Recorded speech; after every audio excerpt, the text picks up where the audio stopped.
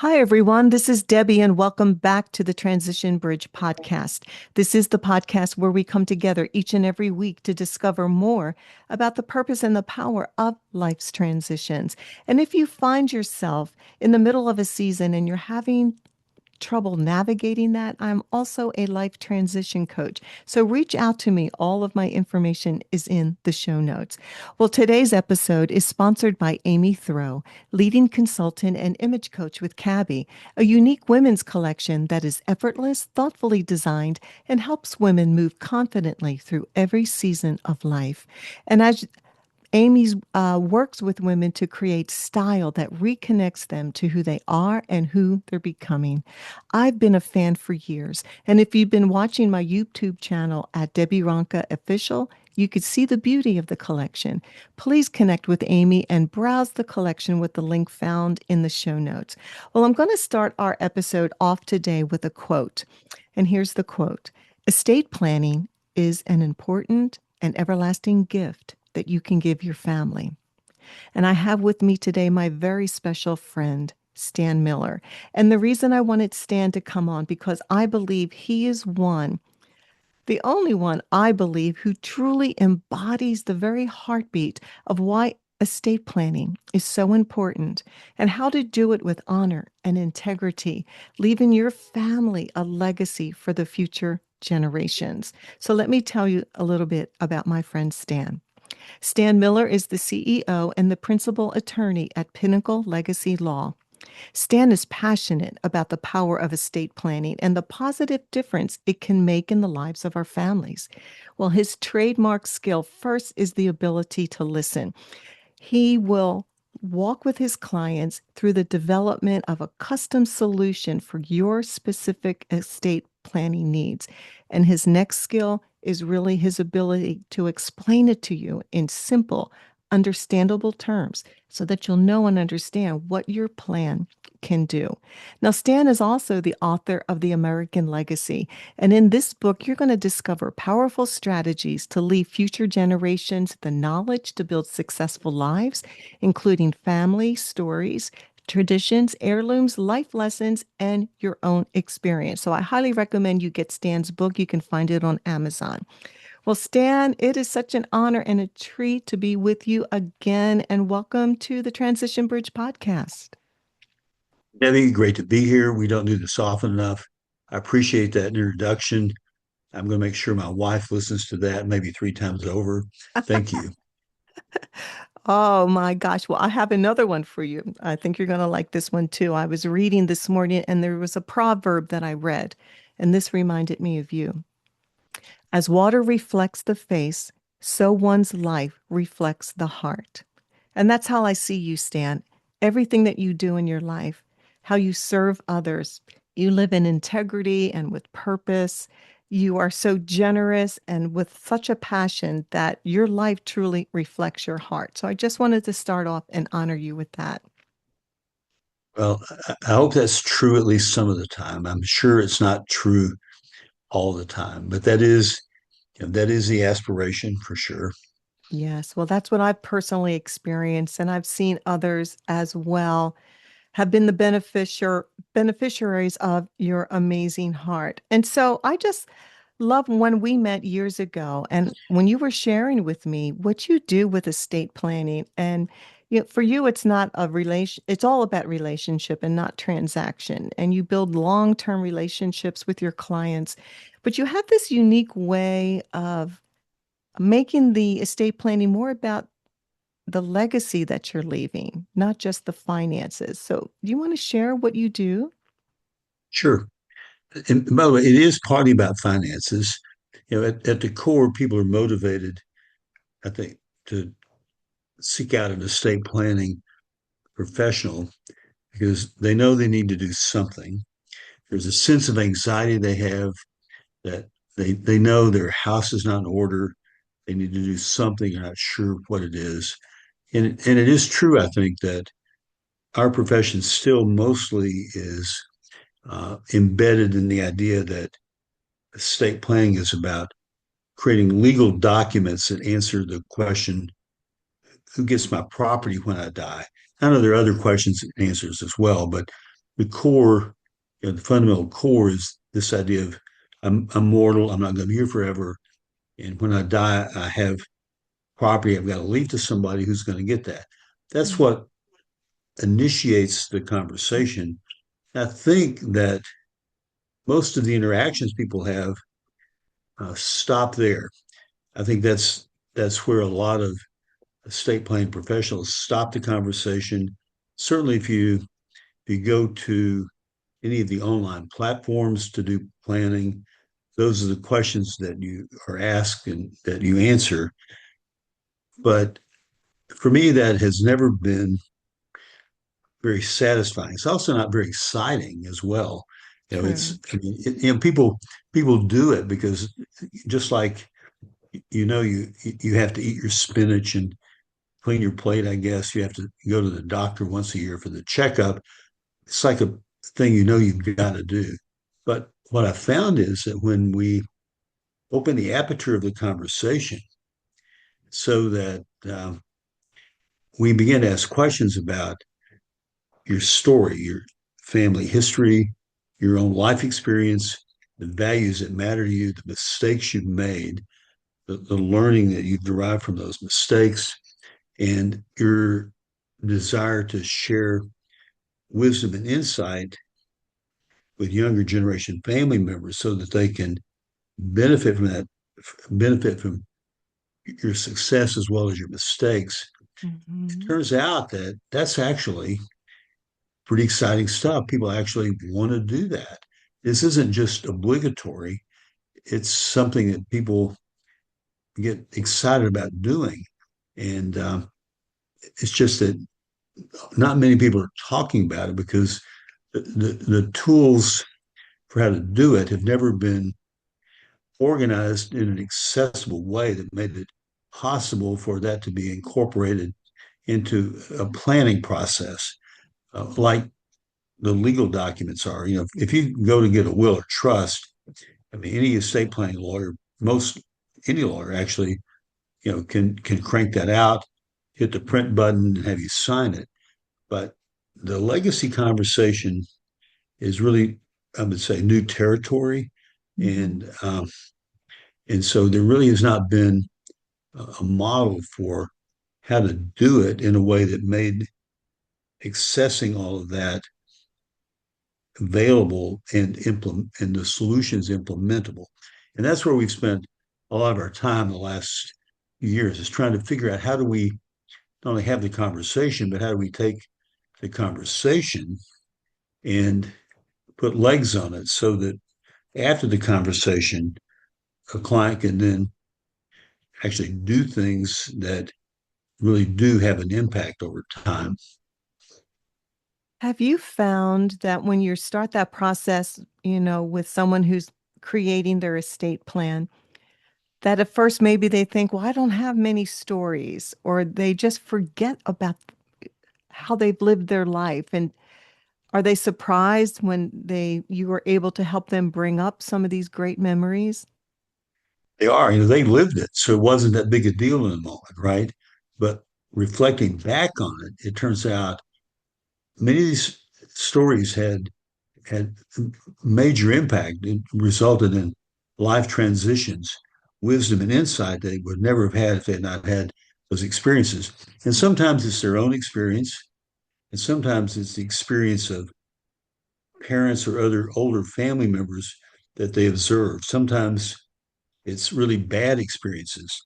Observing an uncle, for example, that had a serious alcohol problem, was abusive, and they were able to observe that and observe how, for a long period of time, it simply didn't work. Uh, Mm. Observing family members, for example, who lacked integrity, it turns out that integrity is a pretty important value. You really Yes. can't live a successful life if you don't have it. But to see that lived out in the life of someone who has consistently, repeatedly failed because they lacked that value is incredibly powerful. It's not like being told that in Sunday school. You get to see it lived out in the lives of people that you know really well. And then you don't want to waste that, right? You've had that observation, that experience. You want to make sure that story is passed on to people who may not have that same opportunity. That uncle may be dead and gone, by the time your grandkids are old enough, to develop an awareness. And so being able to identify those life experiences, those stories, and package them in a way that allow them to be shared, both during your lifetime, but also after you're gone, it puts legs on it. It gives lasting value to what you may not have thought had any value. I'm so glad you shared that because it's true. When we're living it, we just think it's normal, but Yeah. we underestimate the power of what it's going to mean to future generations, that they can learn history and things about our family that, unless they were spoken or written down, no one will ever know. Yeah, it's amazing how even a couple generations, there's such a loss of connection. In my book, I talk about how back before World War II, and even I would think even into the 50s, most people, most families lived fairly close together. So that was certainly my case. We were at my grandparents' house 2 or 3 times a week. They lived 2 miles down the road from us, and when we're there, all the aunts, all the uncles, cousins were moving through and in and out, right? So we all knew each other. But what happened, we all know this, is that we all went to college, we got jobs, we moved to California, we moved to Chicago, Atlanta, wherever, so that you don't have that that that unstructured time with family. You may be there for Thanksgiving, but you had to plan it, right? You had to plan the flight and how are we going to get in the airport, back to the airport. We're only here for a couple of days. It's all kind of pushed into a short period of time, so you don't have that opportunity for unstructured, casual interaction with the aunts and the uncles that happened, you know, in times past, all the way really going back to the beginning of time. And I think the mobility that we've all experienced in the last 3 or 4 generations has really changed the fundamental dynamic. We don't have the time together to just absorb, hear and absorb those stories. So we have to replace that with Hmm. intentionality. We have to find ways of capturing it, preserving it, and passing it on because we're not hanging out together like we would Right. have, a few generations ago. That is so And true. I remember growing up, we were always with the cousins, we were always at the yeah, grandparents, and now everybody lives in different states, and it's just really hard to get together anymore. And we miss the passing on of the story. So, my husband's Italian, and you'll love this. So, when we do get together, we have to go back up to New Jersey from Texas, to go visit everyone. They all sit around, and all of a sudden, somebody starts saying, "Do you remember Aunt so and so? What did she do there?" And then they each have a piece of the puzzle. And then before you know it, they've told the whole generational line of all the brothers and the sisters who were the parents of the cousins. And I just sit there and I go, what a gift that you all want to do that and that, you're still able to. But that's why I love what you do because most people don't have that gift. And to be able to leave that for a loved one after you're gone, like I always believe, and you know me with my book, The Family Letter, the one thing that people are going to want, they're going to want to hear your words. They're going to want to hear from you. And you're actually giving the future generations a gift. there is a craving for that. People don't always know they want it or need it, but when they learn that it's there, they really do want to hear it. I mean, we know, at least biologically, where we came from, right? And Mm-hmm. I just think there is this huge desire built into the DNA of the human spirit. We just have this craving. And I don't know if you ever saw that there was a movie a few years ago called Lion. It was set in India. Did you remember this movie? I talk this movie up all the time, but it's a true story about two young brothers in this little town in India who go down to the train station. They're just playing around in the train yard, and the older brother says, "Let me go get some food." And he was gone for a while, so the little brother climbed up in a passenger car and went to sleep in the seat. And he's awakened, realizing the train's now moving, and he couldn't get off. The train went 800 miles into Mumbai. He couldn't get off, and it turned out in Mumbai they spoke a whole different language. And he's 5 years old, and he couldn't remember the name of the town Oh. that he lived in, right? And so he ended up being adopted by an Australian family. Nicole Kidman played the mom in the movie, but Mm-hmm. um, great family. And he grew up as like an Indian looking kid, but very much an Australian guy, right? And so he was at a party with his girlfriend. I think he was like 23 years old. Somebody served an Indian food, and he picked up this. I don't remember what it was, but it was some Indian food item, and he took a whiff of it, and it totally reconnected him with his mother. And he Oh. developed this obsession to find out where he came from. And he spent the next 2 years trying to figure out but he couldn't remember the name of the town. And he spent all this time on Google Maps. And I'm not going to give the story away, but it validated how there's something I believe embedded in our biology that causes us to want to know, to really have that connection with where we came from. And so I think that we have a need for that. I think when we don't get that, there's something missing. I mean, I actually believe that a lot of the I'm quite confident that a lot of the problems that we see, like crime in inner cities, if you think about it, if you go into inner city, um, I was on a flight one time with a Jewish guy from Chicago, and he was talking about crime in inner cities.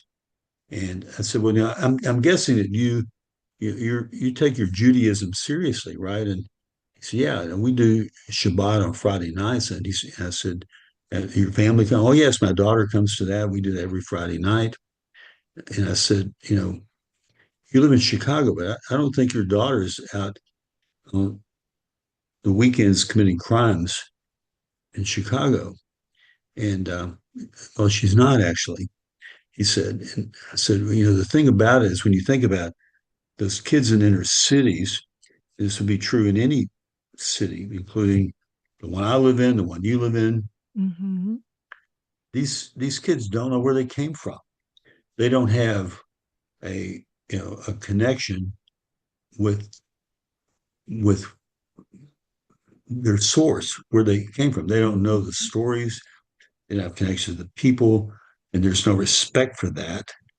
And I think that a lot of the mental illness, a lot of the crime that's committed is the consequence of humans not getting it's almost like vitamins. It's like you're missing, an essential component of your humanity when you don't have knowledge and awareness of your place, where you came from, and the love and respect of that. And so I I feel like the work that we do as planning professionals really opens the door for us to fundamentally change um, the quality of life in our country. If we can play a role in encouraging clients to capture and preserve values, stories, and traditions, pass those on to younger generation family members. I am completely convinced that we'll have a better country, that the life we live as Americans will be better because of it. And I feel like that's why I often, when I speak to attorney groups, I'm very frank in saying to them, I really believe that the role that we play as professionals gives us, of every profession out there, gives us the opportunity more than any other to make a long-term, multi-generational impact on improving the quality of life in our world. And I really believe that. I think it's amazing. Uh, we get to practice a profession where we get paid for it, we make a decent living, but every day, not this, we have experiences with clients, not every 3 or 4 months. This is like maybe once or twice a day when we get feedback from clients that really connect with what we're saying. And you get to come home at night feeling better, feeling healthier because of the feedback you've gotten from clients, because you've made an impact in their life. And sometimes they make that impact on my life. I've been inspired by so many clients who bring a mindset of generosity, love, compassion, forgiveness to relationships that is helpful to me. It's a reminder to me. So I mean, I love what we do because it makes we have the opportunity that I don't think anybody else has. I think the opportunity may exist for financial advisors, but we sit across the table from people who, when they come to see us, they're not here to talk about buying a car. They're not talking about a nice hotel room or a nice dinner at a restaurant. Um, and they're here to talk to us because they have acknowledged that they are mortal, that they will not be here forever, Mhm. and that some thought needs to go into what happens when they're not here. So I like to say to my team, the universe cracks open a little bit. There's an eternal quality to the conversations we have because people aren't always in this mindset, right? If you're out at the supermarket buying groceries or buying a car or whatever, you're not thinking about this. But when you're sitting in front of us, you are. And there is that moment when they're with us, when we close the door, we don't take phone calls, we get them to tell their story, connect with the things that matter. We have that, we have a limited moment in time when people will open their souls for us, and then we can serve up a variety of optional options, things that they can consider, try on, see which ones they like, see which ones don't fit for them, but let them choose from an array of things they could do that actually give them the real opportunity to take their story, their life experience, and their values and pass that on in a way that has impact for a really long time, for multiple generations. And I just feel like the work that we do is, I mean, I don't want to put too fine a point on it, but I really do think it is a calling, I mean, Mhm. certainly that's how I experience it. I mean, I feel blessed pretty much every day to have the opportunity to get to do this work. And you'd said earlier on when you were saying all those nice things about me that I'm the only one who thinks like that's not true.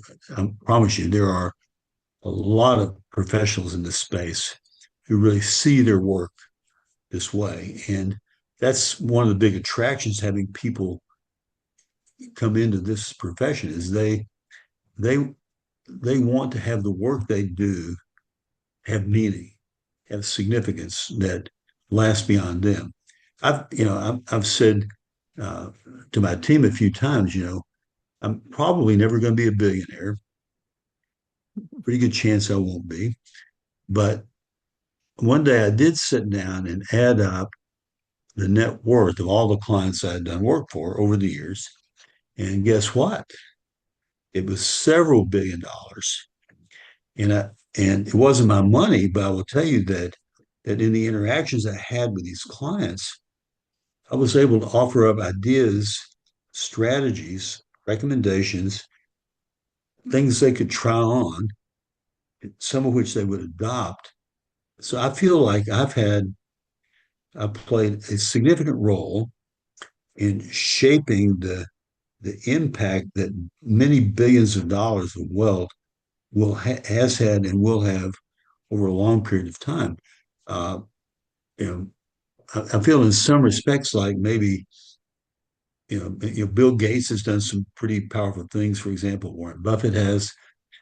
But while the money, the wealth, the financial wealth isn't mine, I played a role in shaping what happens to it and the impact that it has over time. And so I feel like my, the power and effectiveness of the role I play is is bigger than I mean, I think we often forget just how powerful this role is. And I think it's one that, it requires us to be humble. It requires us to be respectful, uh, just because it is such an incredibly powerful opportunity. But I mean, I really think anybody who's thinking about, like when I went to law school, I didn't know what I wanted to do. I got out. I want to be a lawyer because I saw a TV show, watched E.G. Marshall and the Defenders, and they were on they always won. They defended the underdog, and I liked that. But when I got out of law school, I didn't know. It took me several years to realize that a lot of the work I did was transactional, was divisive. It didn't really contribute. In some in some respects, I think it may have subtracted from the quality of life in families. Litigation can do that. You particularly in family like divorces and child custody cases, uh, Mhm. the work you do sometimes can create burn marks that never go away. In the work that we do, you know, I get to win every case. There's no question I get to win every case. I get to connect with people, hear the story, and come up with ideas and recommendations. And if I'm good enough at it, many times those recommendations are adopted and they go do things that do have a lasting impact. And I feel pretty good about that when I put my head on the pillow at night. Yeah, well, you should. I mean, you're the one who's awakening the story inside of the person who comes to you first, it's not just about the house and the different things that you have to divide up, but it's like you remind them your life mattered, your story mattered.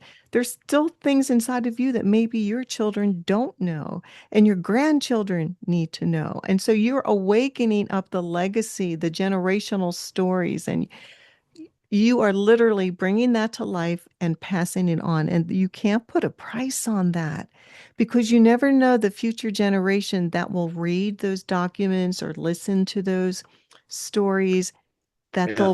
they'll find themselves like, oh my gosh, now I understand why I am the way I am. Like my great great grandfather thought this way or he did this. And you start to begin to understand, like you were saying earlier, the DNA, the things that draw us together. But if we don't know our ancestors' stories, our parents' stories, we don't understand. And I think one of the things that makes what I'm talking about challenging is that there's no one right way to do it. Right. So there actually are a lot of ways to do it. Some of the ways to do it require no financial investment whatsoever. Uh, on the other hand, there are ways to do it that that can be fairly, I mean, can require fairly substantial investment. For example, one of the really powerful ways to capture and share a story is to have a crew come in and do like 2 or 3 days of video interviews that get edited, put it to music, We have people that want to do that. It's a really cool thing to do that Mm. because then you can share that with the family.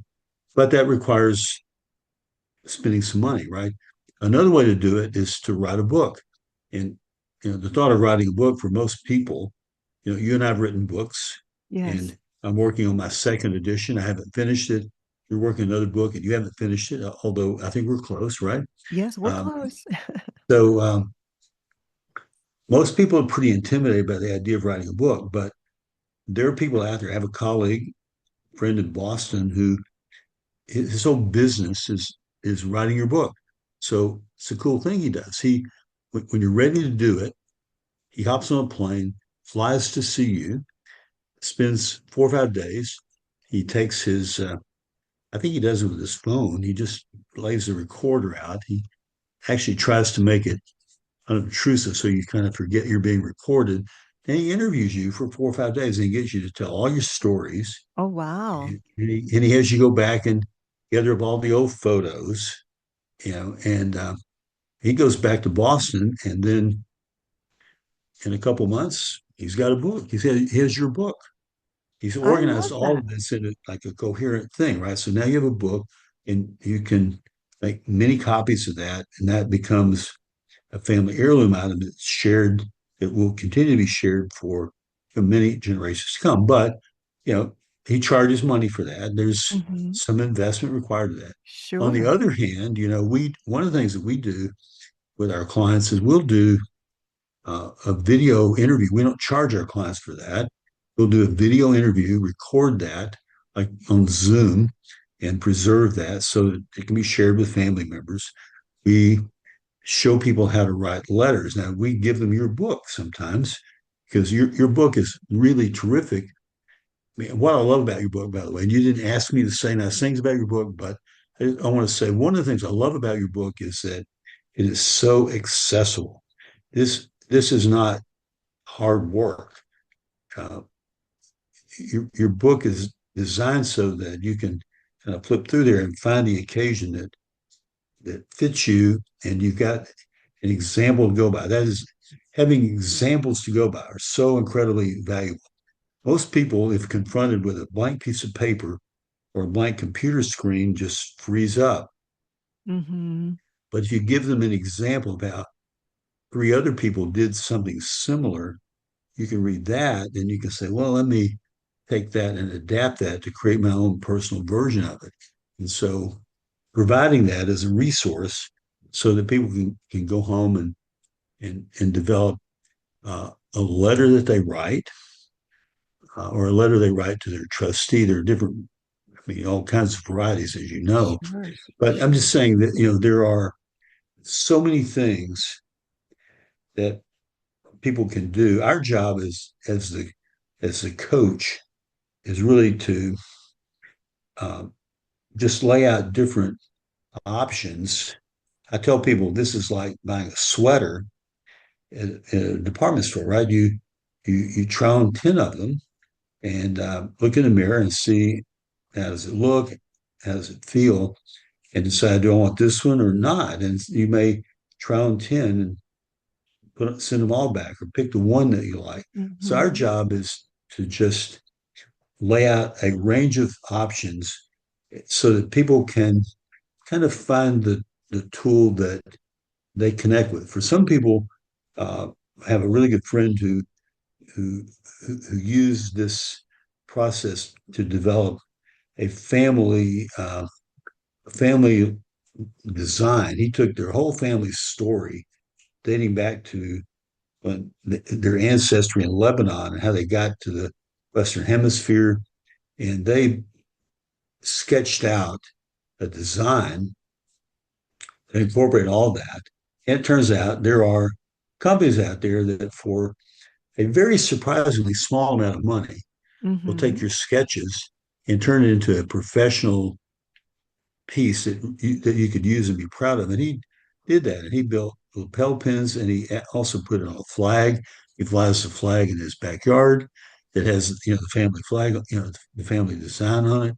But the flag, the elements of the design incorporate all of the nuances, all the stories of the ship they came aboard on, and all other aspects of the story, right? But I'm just saying that's an example. Just there's so many ways this can be done. So our job really is to lay out, to just have people try on different approaches to how to do this, so they can Hmm. pick the one that really resonates with them, and then they follow through on that.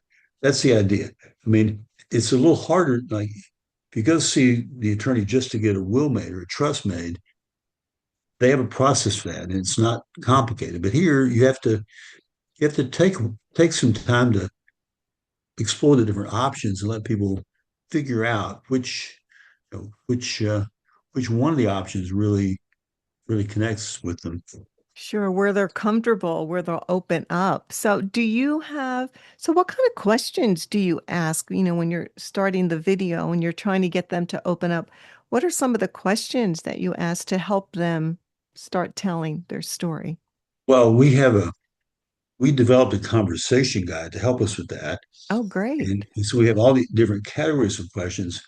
We give that to the client and let them take it home for a week or two, think about it. And there's a lot of white space where they can make notes, because when they come back in to do the interview, we want to we want to just like, I guess, if you were a guest, I always thought if you were a guest on the Today Show, I don't Hmm. think those guests walk out cold, Right. on live TV. I think somebody has a pre-chat with them before they go out there to have an idea what they're going to talk about, right?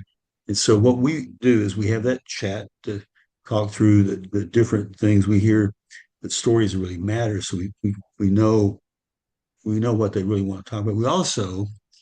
Um, we also find out what they don't want to talk about, Oh, that's good. because That's yeah, good. sometimes there are things that are really sensitive that we don't talk about and record for sure. So Hmm. we don't want to step into that. And so we let the client guide us. And the stories come from like your growing up, your military experience, your marriage, your work experience. We have your faith experience, and it Hmm. turns out there are a lot of people out there. Their faith is important to them, and it's important to them that their faith be shared with younger generation family members.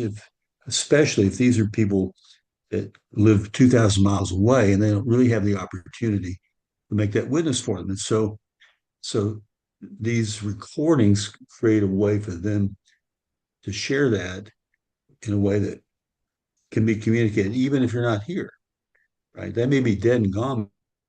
The grandkids old enough to care about the story, but they can share their faith in that recording. So we organize, and we have a framework for that, and we let the clients guide us on what's important to them, what is they want to talk about.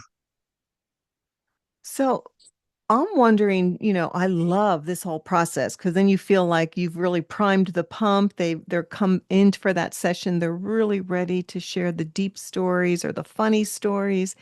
And so is this like I don't know what the word to use, but like for the heirs, for the children, for later after their parent passes away, is this a gift that is discovered after the parents are gone when they read the will?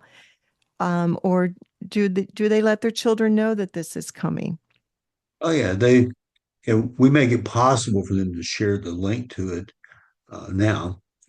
Um, so yeah, mostly they want to go ahead and share it now so that the kids can watch it now. Okay. That's really cool. Then they can have it later. Yeah, because I can imagine the impact, especially after they lose their parents. I'm sure you must hear from some of the heirs of what it meant to them to Yeah, have that. yeah, and then too, you have grandkids that today may be too young to care, right?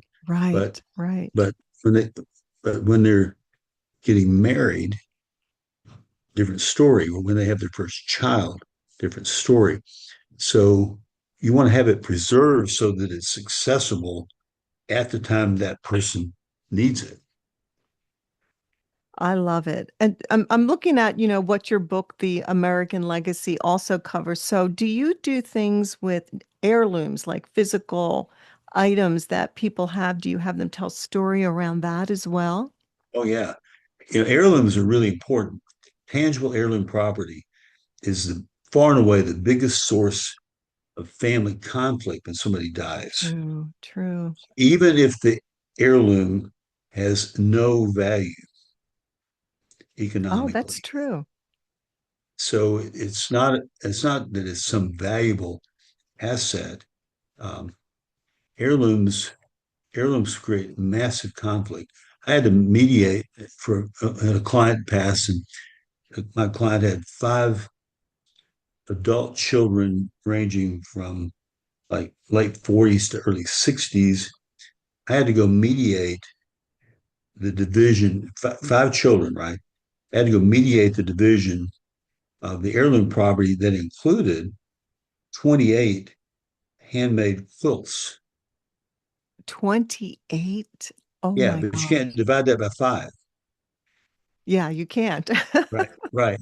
So it took all day I had to have a process I had to build like a secret ballot kind of process. I mean, there are all kinds of ways to do that. I have a friend in California who's developed a business around that. And what he does, and I love this business, he's created artificial money so that when somebody dies, he issues artificial money to all the family members. So, family members who may be poor, may be wealthy, doesn't matter.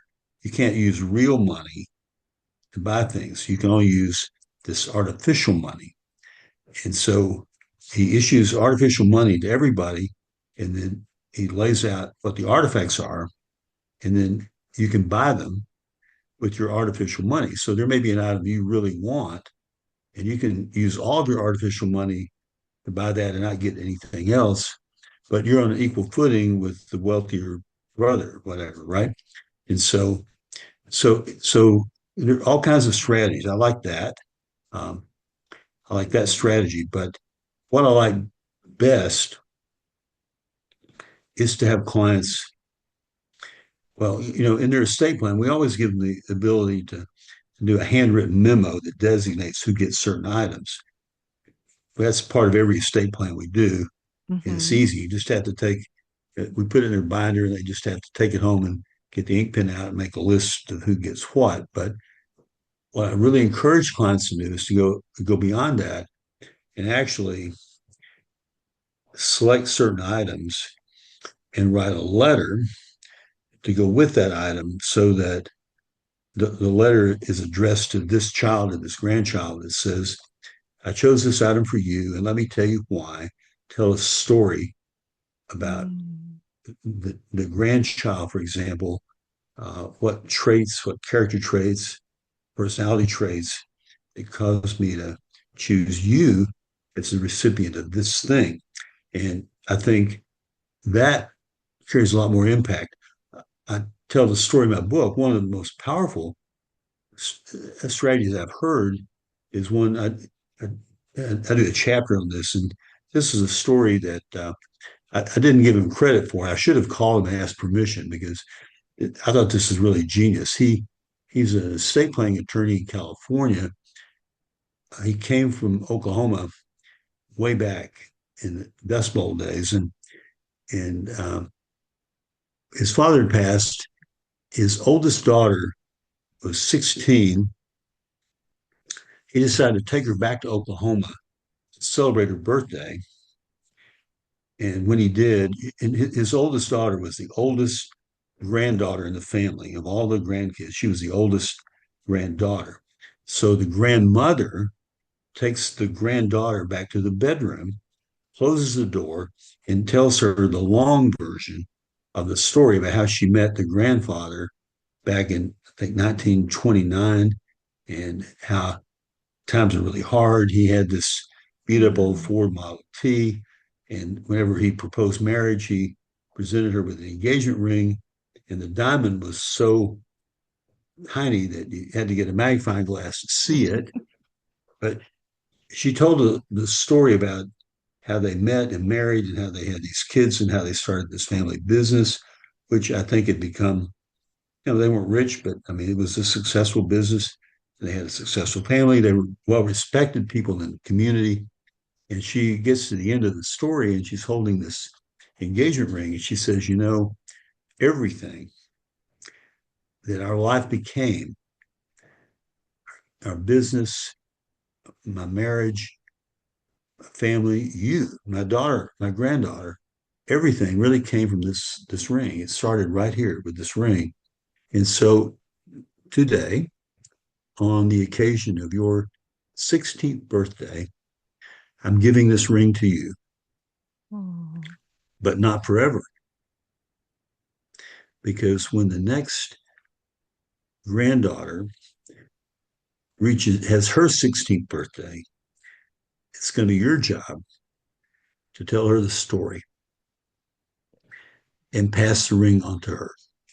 And so she started a tradition with the ring. You can't divide the ring, right? I mean, how do you decide who gets the ring? You can't cut it up into pieces. So she starts a tradition that says, pass this on. When the next granddaughter is 16, you tell the story, you pass this on, and they're still doing that. That ring's being passed down. And I think that tradition will continue for a long time. So there are a lot of things you can do that can have an incredible impact that require no financial investment. You've already spent the money for the ring or the artifact. Now it's a matter of just engaging some creativity in how to position it so that that story is told and passed on. How beautiful the grandmother to say that everything in our life, our history, our business, all started with this ring. What Yep. a powerful way to keep remembering. Oh my gosh, that is beautiful. I absolutely love Yeah, that. I could see why that's probably one of your favorite chapters in the book. it is. Yeah, Oh my yeah, gosh. I have to ask you one more question because I was going through your website and I was really touched to see this, how your Pinnacle Legacy firm also helps with special needs children, like a plan for them for their. So can you share more about that? I just really touched my heart. I had not seen that before. yeah. Planning for children with special needs is a challenge because first as parents, your responsibility doesn't really end at high school graduation. It's your commitment to care is much more intense, and it doesn't end. It continues on into adulthood. And one of the concerns that our clients have who have special needs children as they get older is what's going to happen to my kid when I'm gone. These clients will say, look, I've been perfectly willing to change my life radically to adapt to the needs of this child. But when I die, who else is going to do that? And that's one of the real fears that the older parents of special needs children who are now not kids anymore, but are adults, maybe in their 40s or 50s, how do they deal with that? And so uh, we've done quite a bit of thinking about that. There are ways to set up different trust structures. One of the things that we like to do is to create what we call a caregiver trust so that money gets funded into that trust. And there's ideally enough money in that trust, either from the inheritance we leave it or from some insurance policy, to, so that whoever is our child's caregiver, if it's not us because we're gone, but whoever is the caregiver is the beneficiary of that trust, as long as that person remains the caregiver. So maybe that Mhm. trust owns a nice house. It has money to fund, you know, a decent lifestyle, but it's designed to be an inducement to attract people who will want to fill that role after we can no longer fill that role. And so uh, that trust structure is designed so that it does not disqualify the child from Medicaid benefits. One of the concerns you have there is that a lot of special needs kids, the kind of medical care they need Right. is incredibly costly. And so Mhm.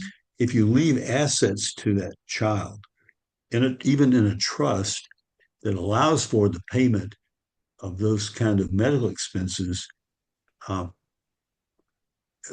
that money has to get spent first before the state Medicaid money steps in.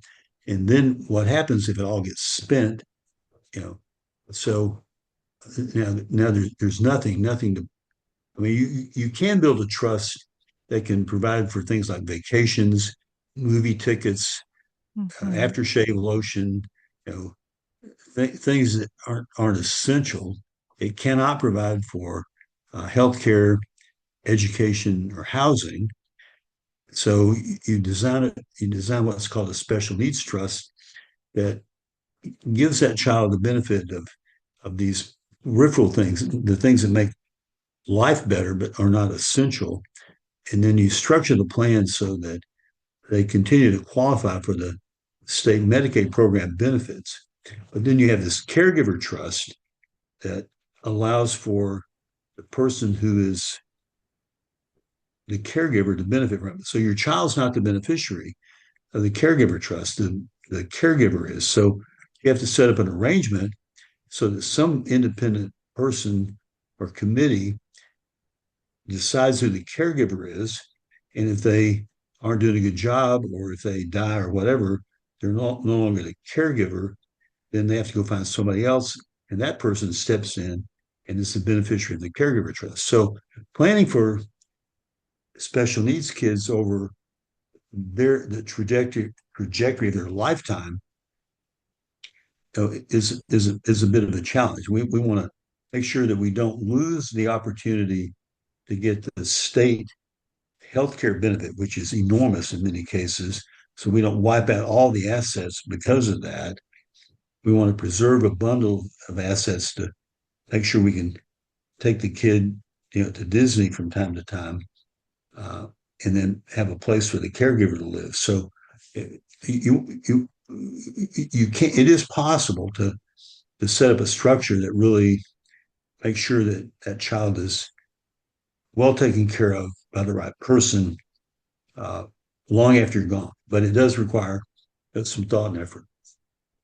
It does sound complicated, but I just love the fact that that was another service that you offer. And for everyone who's listening, I really highly recommend I'll have Stan's contact information in the show notes to go to their website because there's so many different services that they offer. And of course, today we highlighted the legacy portion of how Stan is making a difference in the lives of the families that he works with. And so, in closing, Stan, I have so enjoyed our time together. This has been such a special time for me. Um, in closing, what would you love to just share with anyone who's listening about their legacy, about their life, about planning, anything that's in your heart? Yeah. And by the way, thank you for that. We do need to connect more often. I'm always Yes. inspired when we do. I would just say that, in our lives, there are so many people that matter to us, people that we really care about. I've observed, and I'm saying this to myself too, for sure, that I don't think we say it often enough. I'm at a place now where I'm really conscious about this. And I'm just saying now, when you feel love for somebody, don't wait, don't hold it in, don't avoid sharing it. My son from time to time will get texts from me out of the blue where I just say to him, I'll remind you, I love you like you are. You don't have to be different. You don't have to achieve anything for me. You are enough like you are, and I love you. And just feel like we should never let the opportunity pass when we're feeling that, when we have that thought, don't waste it, share it. and there's no downside to this. So when in doubt, tell them. That's what I love about you, Stan. We just resonate with one another. I do so much believe in the power of our words, and if we don't act on them when we think of them, we miss opportunities to share and to realize our words spoken, whether it's in a text or verbally or through a letter, it's life-giving to the person who receives it. So thank you for that reminder for myself too. We have these thoughts and we're given those thoughts, I believe, for a divine purpose to speak into the life of another person and make that difference. And Totally yes, true. yes, we need to connect more because we truly inspire one another. Let's get our books, second books written. Yeah. We'll inspire each other. And I just want to thank the Transition Tribe for coming in each and every week. I'm so grateful for you. I am so grateful for you. And remember, there is purpose and power in our life's transitions. And if you are one who is wanting to tell your story, you're wanting to prepare something really special for your heirs, I want you to connect with Stan. You can tell just by listening to him, he has the heart for you to leave your best for your loved ones and that your story and your life will be remembered from generation to generation.